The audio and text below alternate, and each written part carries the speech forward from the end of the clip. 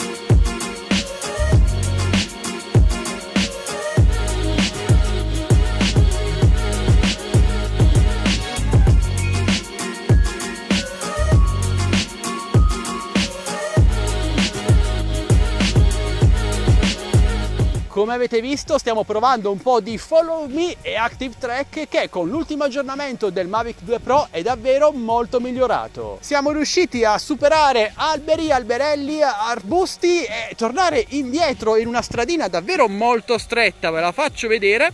Il drone si è completamente girato lì in quella strada con tanti alberi senza nessun problema. Magari non saremo ai livelli di uno Skydio 2, ma si è comportato davvero molto bene e mi ha stupito. Ora torniamo in sella alla nostra bici e dirigiamoci in quella direzione verso il mare.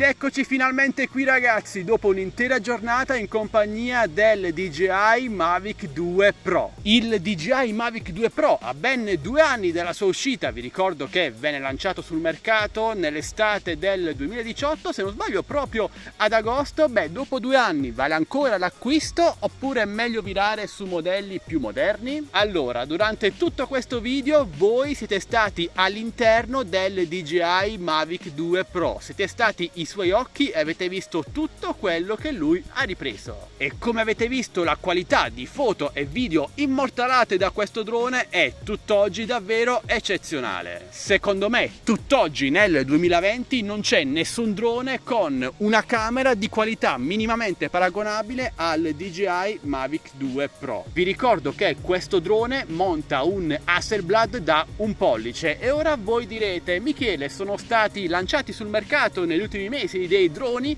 con cam in grado di raggiungere risoluzioni molto elevate come il 6K o addirittura l'8K, ed è vero, ma vi ricordo anche che non è la risoluzione massima che fa la qualità di una fotocamera, di una videocamera, di una camera, chiamatela come volete, ma la capacità del sensore di catturare una quantità di dettagli, una quantità di informazioni e di luce davvero di alto livello. Dopotutto il DJI Mavic 2 Pro nasce con l'intento di essere una videocamera, una fotocamera volante di alta qualità. Quindi se il vostro intento è utilizzare questo drone a fini professionali per foto e video, il DJI Mavic 2 Pro sarà pane per i vostri denti, perché per riuscire ad esprimere al meglio le potenzialità della sua camera serve davvero molto studio. Io non riesco a esprimerne nemmeno il 10%, credetemi. Invece l'aspetto su cui il DJI Mavic 2 Pro mostra il fianco, perché ormai sono passati ben 2 anni dal suo lancio e in ambito tecnologico 2 anni sono davvero tanti, è sicuramente quello delle Smart Fly. Sul mercato oggi sono presenti dei droni, anche in casa DJI,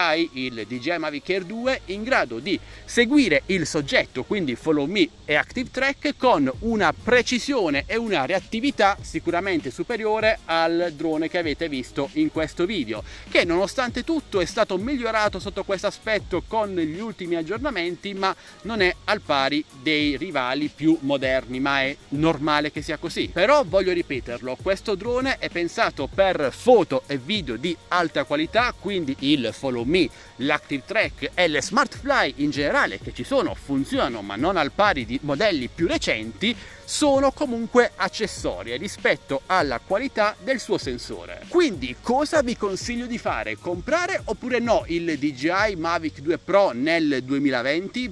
Quello che io vi consiglio di fare è di aspettare, perché molto probabilmente nei prossimi mesi, forse entro la fine del 2020 o più probabilmente entro il prossimo anno, vedrà la luce il nuovo DJI Mavic 3 Pro. Quindi prima di spendere oltre 1000 euro per un drone che può essere il DJI Mavic 2 Pro oppure un Autel Evo 2, il mio consiglio è di attendere che venga presentato il nuovo drone DJI e solo allora valutare se vale la pena comprare il secondo modello, magari con una riduzione di prezzo dovuta al lancio del nuovo modello, oppure andare direttamente sul nuovo modello oppure su un concorrente. In conclusione, io ritengo che il DJI Mavic 2 Pro sia tutt'oggi un drone in grado di offrire dei risultati davvero di alto livello per quanto riguarda la post produzione. Se invece siete in cerca di droni in grado di registrare a risoluzioni più elevate come il 6K o l'8K, prendete in considerazione l'Autel Evo 2,